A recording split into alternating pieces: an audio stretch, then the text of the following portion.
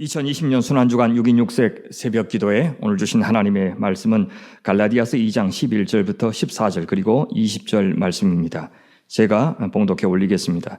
게바가 안디옥에 이르렀을 때 책망받을 일이 있기로 내가 그를 대면하여 책망하였노라. 야고보에게서 온 어떤 이들이 이르기 전에 게바가 이방인과 함께 먹다가 그들이 오매 그가 할례자들을 두려워하여 떠나 물러가매 남은 유대인들도 그와 같이 외식함으로 바나바도 그들의 외식에 유혹되었느니라. 그러므로 나는 그들이 복음의 진리를 따라 바르게 행하지 아니함을 보고 모든 자 앞에서 게바에게 이르되 네가 유대인으로서 이방인을 따르고 유대인답게 살지 아니하면서 어찌하여 억지로 이방인을 유대인답게 살게 하려느냐 하였노라. 내가 그리스도와 함께 십자가에 못 박혔나니 그런즉 이제는 내가 사는 것이 아니요 오직 내 안에 그리스도께서 사시는 것이라. 이제 내가 육체 가운데 사는 것은 나를 사랑하사 나를 위하여 자기 자신을 버리신 하나님의 아들을 믿는 믿음 안에서 사는 것이라. 아멘. 십자가에 함께 못 박힌다는 것은 이라는 제목으로 하나님의 말씀 같이 나누겠습니다. 모두 반갑습니다. 순환절 새벽 기도회를 통해서 음성으로나마 사랑하는 믿음의 동지들과 다시 교제할 수 있게 되어서 감사합니다. 직접 대면하여 형제의 정을 나누었다면 얼마나 더 좋았을까 싶습니다. 제가 비주얼이 자신이 없어서 음성과 파워포인트로만 설교하는 것을 양해해 주시기를 바랍니다. 이럴 때 맞이하는 순환주간은 남다를 수밖에 없습니다. 전쟁을 방불케 하는 초유의 사태 앞에서 우리 그리스도인이 받을 수 있는 메시지는 일반 시민들과 다를 것이고 또 마땅히 달라야 하지 않겠습니까? 더욱이 주 예수님의 십자가의 은혜에 감사하고 그 십자가를 지고 가도록 부름받은 우리 그리스도인들은 이럴 때 어떻게 사는 것이 십자가의 의미에 동참하는 태도인지 자연스럽게 묻게 됩니다. 그래서 이번 6인 6색 새벽 기도회의 주제를 거기 너 있었는가로 정했습니다. 주님의 십자가 밑에까지 따라왔던 제자들은 예수님이 기대하던 12 사도들이 아니라 일부 여인들이었습니다. 메시아의 십자가 혹은 메시아의 죽음은 적어도 그때까지 예수를 열렬하게 따르던 수많은 무리들이나 12 제자들의 시나리오에는 전혀 들어있지 않았기 때문입니다. 메시아의 죽음은 메시아 운동의 실패를 의미했습니다. 그것은 그간 갈릴리와 예루살렘에서 일어났던 실패한 메시아 운동에서 뼈저리게 학습한 효과였습니다. 십자가의 죽음은 더도 말고 덜도 말고 반 로마 투쟁의 참담한 실패를 의미했습니다. 그런 예수와 끝까지 어울린다면 그거야말로 가장 어리석고 바보 같은 결정이었습니다. 불 속에 뛰어드는 불나방 같은 짓이었습니다. 요즘 교회의 처지와 그때 십자가에서의 예수님의 처지 사이에 비슷한 점이 뚜렷합니다. 물론 그 이유는 다릅니다. 요즘 세상에서 가장 기피 대상이 코로나 바이러스 아닙니까? 그런데 가장 강력한 바이러스 전파자로 지목받는 곳이 바로 교회 아닙니까? 복음의 전파자가 되고 선한 영향력의 전파자가 되어야 마땅할 교회가 또 생명을 확산시켜야 하는 교회가 도리어 가장 위험하고 또 치명적이기까지 한 이 바이러스를 전파하는 데 앞장서고 있습니다. 실제 그런 것보다 그런 집단으로 낙인이 찍혔다는 사실이 더 심각하고 안타깝습니다. 교회가 제 역할을 수행할 때 세상은 어땠습니까? 교회를 찾아왔고 목회자를 찾아서 도움을 청하고 기도를 부탁하지 않았습니까? 그때 교회는 피난처였고 상담소였고 구호처였습니다. 도피성이었습니다. 그런데 이제는 도피성이 아니라 기피성이 되고 있습니다. 예수님이 붙잡히고 십자가형을 언도받자 순식간에 해악한 바이러스처럼 예수님은 기피 인물이 되었습니다. 모두들 그와의 관계를 부인하고픈 존재가 되었습니다. 일제히 그를 따르던 사람들이 그와 상관없는 사람들로 돌변했습니다. 호산나 다윗의 자손이여라고 열렬히 환호하던 그들이 이제 저 예수를 십자가에 못 박으라고 소리치는 자들로 돌변합니다. 십자가는 그렇게 아무에게도 구원이 될 수 없고 희망이 될 수 없고 생명이 될 수 없는 것으로 간주되던 가장 수치스럽고 가장 참담한 형벌이었습니다. 십자가는 예수님이 사람들에게 큰 기쁨과 위로와 희망이 되던 시절과 비교할 때 도무지 믿기지 않는 추락이었습니다. 그는 이 땅에 고통하는 모든 자들의 친구였고 그래서 가는 곳마다 환대를 받았습니다. 로마의 압제 아래에 있던 갈릴리 민중들에게 예수님은 얼마나 가슴 뛰게 하는 청년이었는지 모릅니다. 예수님은 결코 같이 밥 먹고 같이 사진 찍으면 폼날 만한 사람들과 어울리기보다는 비루한 사람들을 만나주시고 그들과 같이 밥 먹어주시고 그들의 얘기를 들어주시고 그들에게 새로운 세상을 꿈꾸게 해주셨습니다. 정말 숨막히던 삶에 숨통을 열어주셨습니다. 하지만 예수님은 힘이 약하다는 이유만으로 그들이 억압받는 민중이라고 해서 무조건 그들의 편이 되어주신 것도 아니었습니다. 무조건 그들의 민원을 다 들어주신 것도 아니었습니다. 반대로 힘이 있다고 부자라고 종교 권력자들이라고 해서 무조건 거절하신 것도 아니었습니다. 희한하게도 메시아로 오셨으면서도 메시아로 알려지기를 원치 않으셨습니다. 왕으로 오셨으면서도 왕이 되어달라는 민중들의 요구를 거절하셨습니다. 그 고백을 기다리셨으면서도 정작 제자들이 메시아로 고백하니 알리지 말라고 하십니다. 하늘에 천군 천사를 부리실 수 있는 분이면서 정작 가장 필요한 때는 자기 목숨이 위태로운데도 천군 천사를 동원하지 않으셨습니다. 그래서 사람들은 저마다 다른 이유로 예수님을 좋아했고 예수님을 따랐습니다. 또 저마다 다른 이유로 예수님을 경계하였고 그를 제거하려고까지 하였습니다. 어떤 사람들은 종교적인 이유로, 어떤 사람들은 정치적인 이유로 예수님을 불편하게 여겼고 불온하게 생각했고 불쾌감을 감추지 못했습니다. 그런데 예수님을 좋아했든 싫어했든 가까이 따랐든 멀리서 지켜보았든 그들은 모두 사실 자신들이 보고 싶은 것만 보았고 듣고 싶은 것만 들었습니다. 그들은 정말로 예수께서 이 땅에 오셔서 들려주고 싶어 하셨던 그 말씀을 들으려고 하지 않았습니다. 예수께서 보여주고 싶었던 나라, 그래서 이 땅에 가져오고 싶으셨던 그 하나님 나라를 보려고 하지 않았습니다. 예수님과 함께 예수님이 꿈꾸시던 세상을 그들은 꿈꾸지 못했습니다. 그것을 동상이몽이라고 부를 수 있을까요?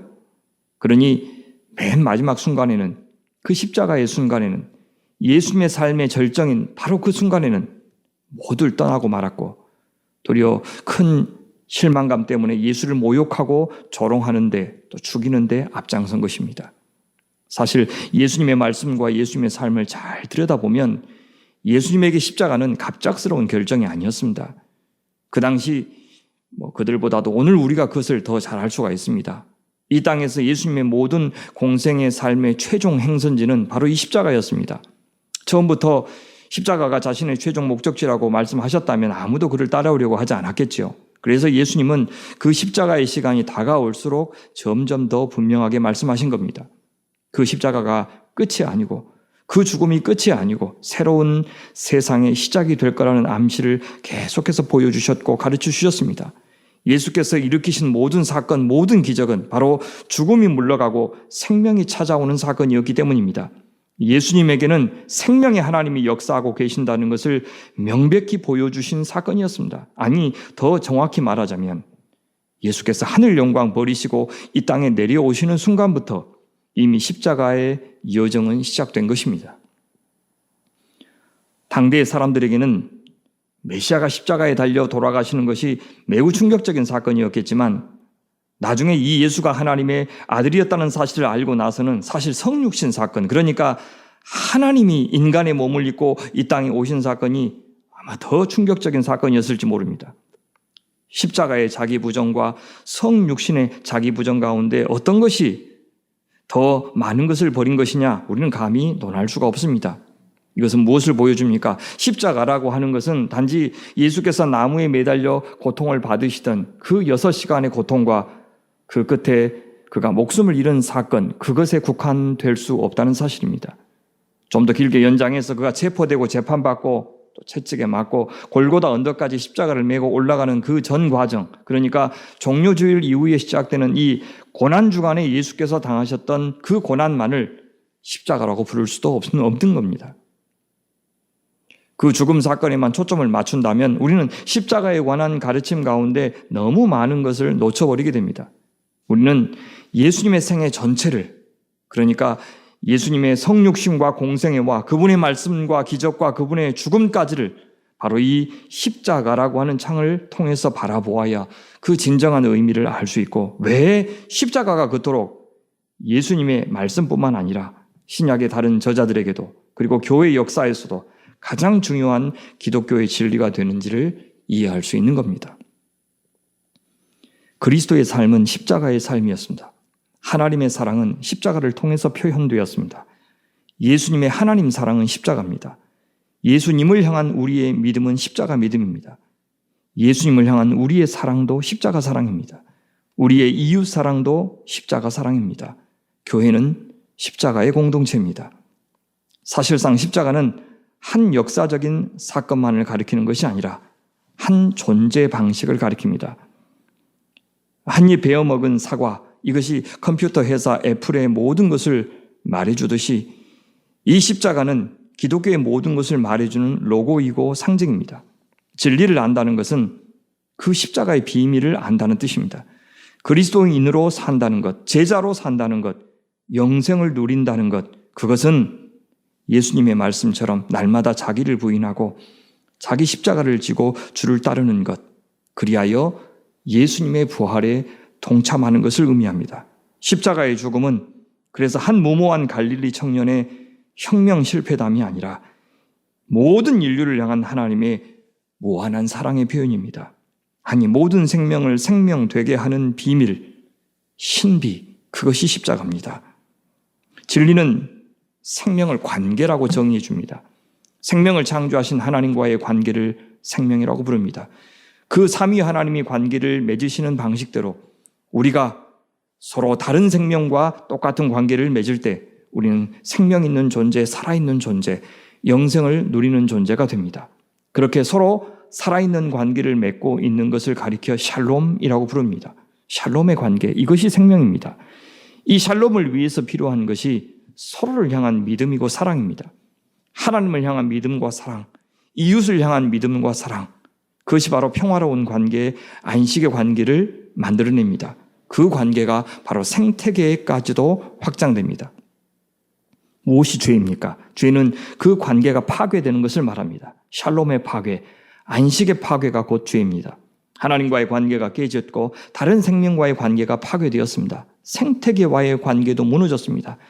갈수록 심각해지는 자연재난, 그리고 지금 우리가 겪고 있는 이 참담한 코로나 바이러스의 창궐은 바로 우리가 아주 잔인하게 그동안 망가뜨렸고 유린했던 바로 그 생태계의 역습 사건입니다.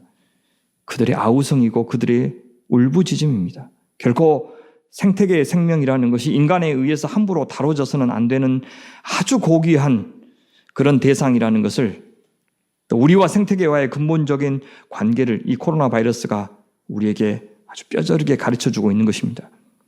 나중심적인 이기적인 세상을 만들 때 나도 죽고 남도 죽습니다. 거기에는 어떤 샬롬의 관계도 존재하지 않기 때문입니다.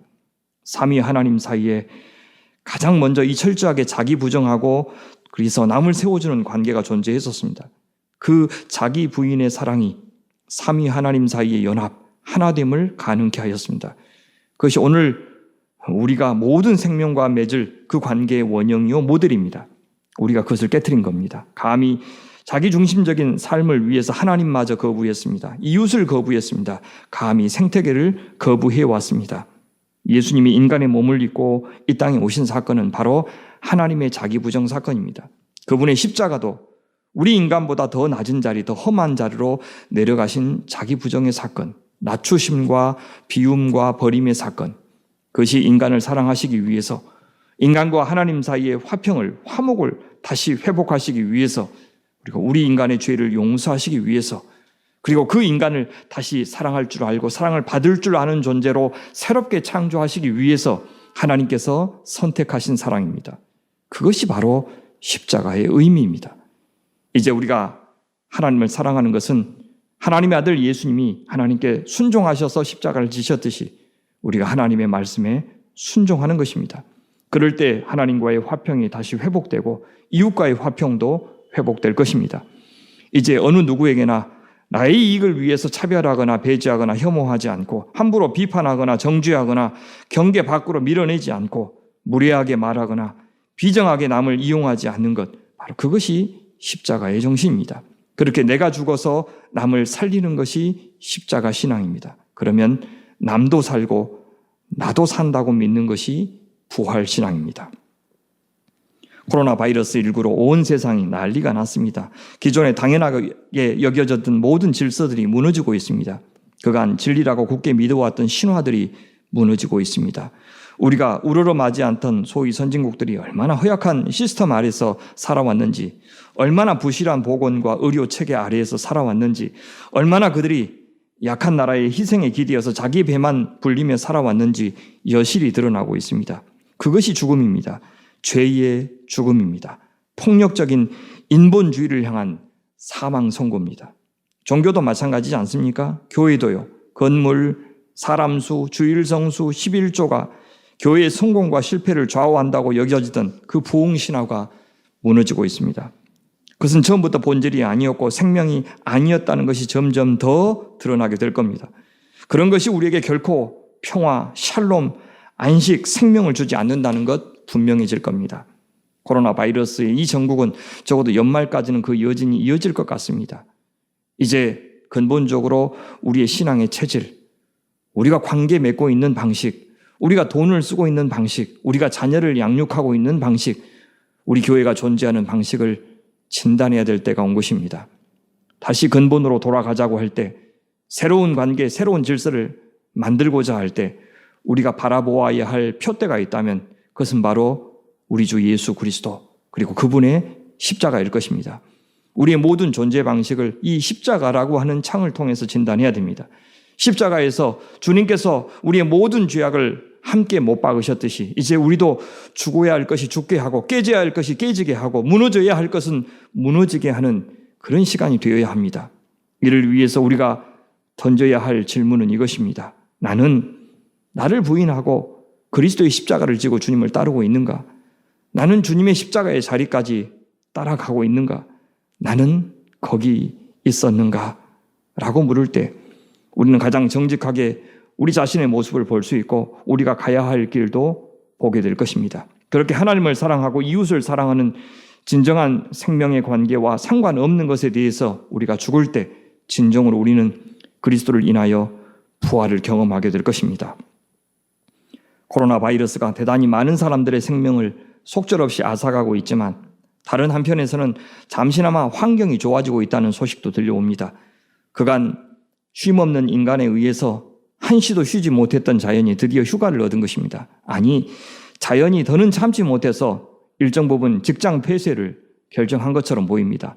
그간 우리 인간이 이 자연에 새들어 살고 있었는데 어느 순간부터 마치 집주인처럼 무례하게 행세하지 않았습니까? 그런데 이제 자연이 자기 권리를 되찾기 시작한 겁니다. 자연이 부활하고 있습니다. 내가 죽고 그리스도께서 우리 안에 사시니 자연이 부활한 겁니다. 자연만이 아닐 겁니다.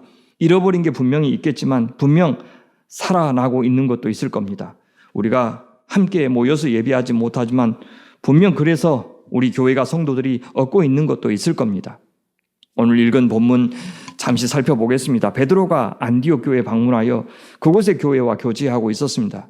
안디옥은 로마의 3대 도시의 하나일 만큼 중요한 도시였습니다. 그곳은 바나바와 바울이 주요 지도자로 활동하고 있었습니다. 훗날 성령께서 안디옥 교회를 통하여 이 두 사람 바나바와 바울을 따로 세워 선교사로 보내셨지요. 그로부터 이방인의 사도 바울의 그 전도 여행이 시작되었습니다. 그러기 전에 벌어졌던 사건이 갈라디아서 2장입니다. 예루살렘의 중요한 지도자가 바로 베드로였습니다. 그가 안디옥에서 그곳 교인들과 식사를 하고 있었습니다. 그 교인들 가운데는 이방인들도 포함되어 있었습니다. 안디옥이 국제적인 도시였기 때문에 복음을 듣고 그리스도를 영접해서 교회의 일원이 된 이방인들이 당연히 적지 않았을 겁니다. 그런데 예루살렘에는 베드로와 함께 또 기둥으로 간주되던 또 한 명의 대표적인 지도자가 있었는데 그가 바로 예수님의 동생 야고보서의 저자 야고보입니다. 당연히 예루살렘의 그리스도인들은 거의 다 유대인 출신들이었습니다. 그들은 예수님을 영접했지만 그렇다고 해도 유대인으로서 율법을 여전히 지키고 있었고 그 다음에 성전에서 예배를 드리고 있었습니다. 한참 후에 예루살렘 성전이 파괴되어서 더는 성전에 갈 수 없을 때까지 그들은 다른 유대인들과 똑같이 성전 예배를 드렸습니다. 그럼 그들은 이방인들이 교회의 일원이 되려면 어떻게 해야 된다고 생각하고 있었을까요? 이방인들도 자기들처럼 율법을 지켜야 한다고 생각했을까요? 대표적으로 할례를 행하고 안식일을 지키고 율법을 따라야 한다고, 특히 음식법을 따라야 한다고 생각했을까요? 그렇습니다. 그렇게 생각했습니다. 사도행전 15장에 예루살렘 공의의 사건이 있기 전까지 12제자들, 그러니까 사도들도 그렇게 생각했습니다. 그런 생각들 속에는 유대인 그리스도인인 자신들이 이방인 출신의 그리스도인들보다 더 우월하다는 생각이 자리 잡고 있었습니다. 그것은 마치 아무리 영어를 잘하고 또 열심히 공부해서 미국에서 직장을 구하고 또 시민권도 획득해도 여전히 미국에서 우리 동양 사람들, 한국 사람들은 2등 시민으로 간주되는 것과 비슷합니다. 하지만 그것은 예수님의 가르침과는 거리가 멀었습니다. 그런 생각이 있는 동안에는 절대 이방인과 유대인은 한 교회 안에서 하나가 될 수 없었습니다. 예수님은 이제 예수님 자신 안에서 모든 사람이 다 동등하다고 하십니다. 모두가 다 하나님의 은혜 아니면 구원받을 수 없는 죄인이라고 말씀하십니다. 오히려 바울은 나중에 남을 나보다 더 낫게 여기는 것이 바로 그리스도의 성육신과 십자가 신앙, 즉 그리스도 예수의 마음을 따라 사는 삶이라고 가르쳐주고 있습니다. 유대인 출신 그리스도인들은 쉽게 그런 생각을 바꾸지 않았습니다. 충분히 이해할 수 있습니다. 오늘날 교회 안에서도 얼마든지 내가 남보다 더 신앙적으로 우월하다고 생각할 수 있습니다. 심지어 세상적인 기준을 갖고서 나와 남을 차별하는 일도 참 많이 합니다. 아니, 같은 그리스도인이면서도, 같은 교인이면서도 돈과 학력과 사회적인 지위와 인종과 성, 정말 다양한 이유로 파당을 만들고 또 수준 맞는 자기들끼리만 어울리고 있는 그런 천박한 모습을 얼마든지 볼 수가 있습니다. 그럴수록에 이 지도자들의 태도가 또 가르침이 중요합니다. 지도자들은 철저하게 그리고 한결같이 아무도 차별하지 않고 아무도 차별 대우를 받게 해서는 안 됩니다. 더 환영하는 성도가 있고 냉대하는 성도가 있어서는 안 됩니다. 사회적인 조건이 어떠하든지 모든 성도들이 똑같이 사랑을 받고 기회를 받고 겸손하게 서로를 수용하고 환대하도록 그렇게 해주어야 합니다. 지도자가 기준을 망가뜨리면 그 교회는 가망이 없어집니다. 분열과 시기, 질투와 경쟁이 만연한 세상보다 더 세상적인 곳이 되어버릴 겁니다. 그런데 그런 일이 안디옥 교회 안에서 벌어진 겁니다. 베드로와 안디옥 교회의 교인들이 같이 식사하고 있었는데 그 자리에 사도 바울도 있었습니다. 사도 바울은 이방인들이 그리스도인이 되기 위하여 할례받을 필요가 없다는 사실을 알고 있었고 그것을 실천하고 있었습니다. 적어도 베드로를 비롯한 12사도들은 그런 사실을 알고 있었고 또 어느 정도 동의하고 있었습니다. 그때 예루살렘에서 사람들이 도착했다는 전갈이 왔습니다. 그들은 예루살렘 교회의 지도자 야고보가 보낸 사람들이었습니다. 그 소식을 듣자마자 이방인 그리스도인들과 식사하고 있던 베드로가 자리를 박차고 일어나 나가는 게 아니겠습니까? 그 모습을 보고 다른 유대인들 그리고 다른 특별히 바나바도 같이 따라서 일어났습니다. 왜요? 무슨 영문입니까? 사도 바울은 이렇게 말합니다. 베드로가 할례자들을 두려워하였다. 바나바도 그들의 외식에 유혹되었다. 여러분 상황이 그려지십니까?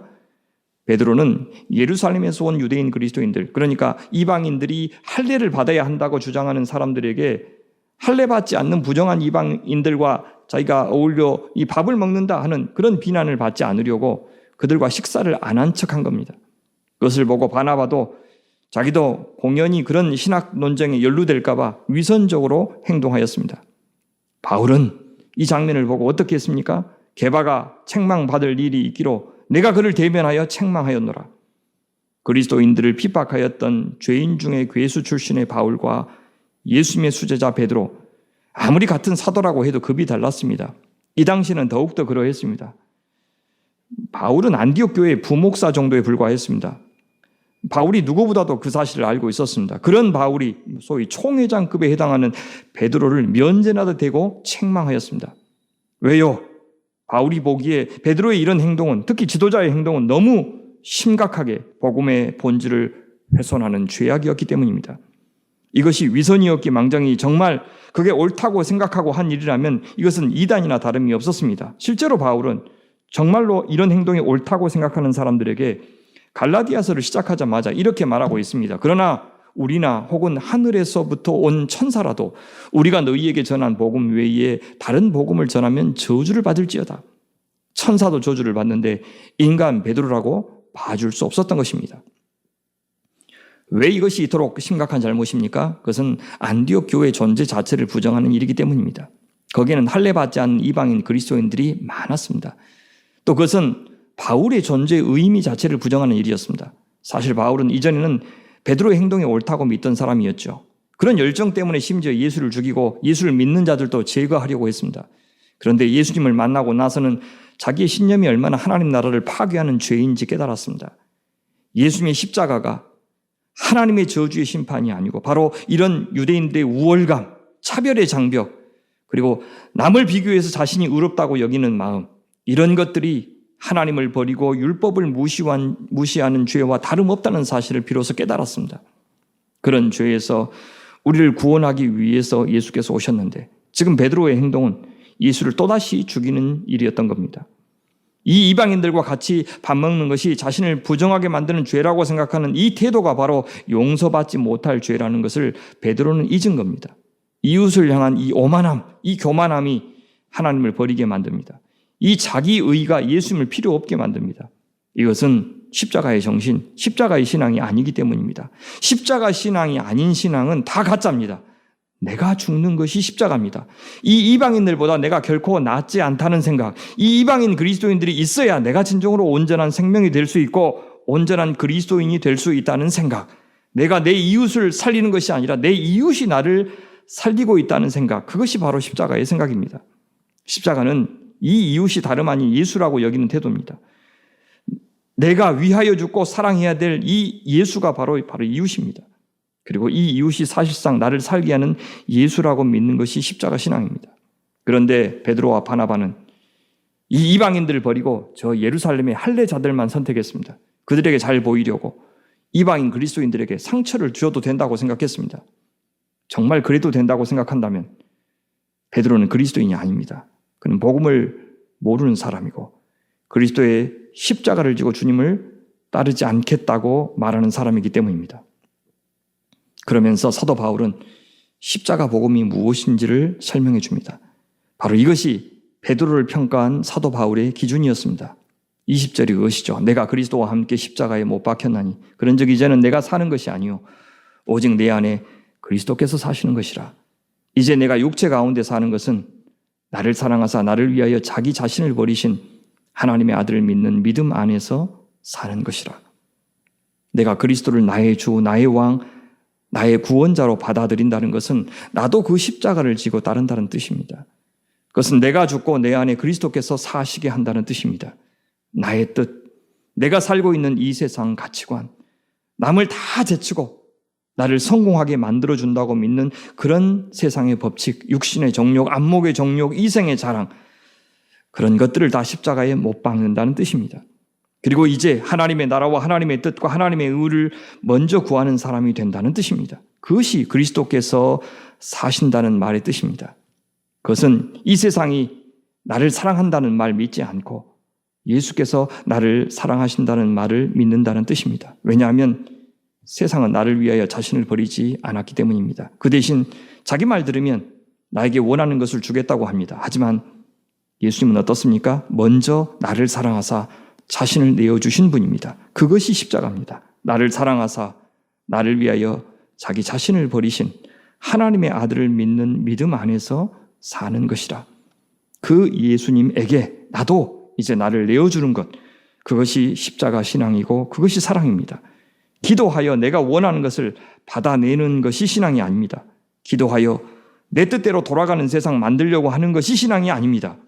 다들 바이러스로 고생하는데 내 가게만 잘 되고 내 직장만 안전하고 내 자식만 변함없이 학업에 매진하기를 바라는 것은 신앙이 아닙니다. 나만 별일 없는 것이 축복이 아닙니다. 설령 그런 일이 벌어진다 해도 미안해야 될 것이 신앙입니다. 그렇게 생긴 여유를 가지고 고생하는 이웃에게 자신을 내어주는 것이 십자가 사랑입니다. 그것이 여기서 바울이 말하는 하나님의 아들을 믿는 믿음입니다. 그래서 모든 믿음은 십자가의 믿음입니다. 십자가의 사랑을 믿는 믿음이고 십자가의 삶을 살겠다는 믿음이고 십자가의 삶이, 십자가의 사랑이 우리 안에 평화의 관계, 안식의 관계, 생명의 관계를 만들어낸다고 믿는 믿음이 십자가 믿음입니다. 내가 원하고 바라는 대로 된다고 하는 믿음, 그것 아니고 그것은 나를 믿는 믿음이고 내 믿음을 믿는 믿음일 뿐 하나님의 아들을 믿는 믿음이 아닙니다. 하나님의 아들은 내어주시는 사랑, 희생하는 사랑을 하셨는데 나는 이기적인 사랑을 한다면 그 사랑 하나님이 인정해 주실 리 없기 때문입니다. 말씀을 맺겠습니다. 주님은 오늘 저희에게 묻고 계십니다. 거기 너 있었느냐? 너도 나의 십자가를 지고 따르고 있느냐? 그것은 예수님이 지금 계신 곳에 우리가 가 있느냐는 질문입니다. 예수님은 예배당 안에서 우리를 기다리고 계실 리 없습니다. 예수님은 공생애 내내 가장 도움이 필요한 사람들 곁에 계셨습니다.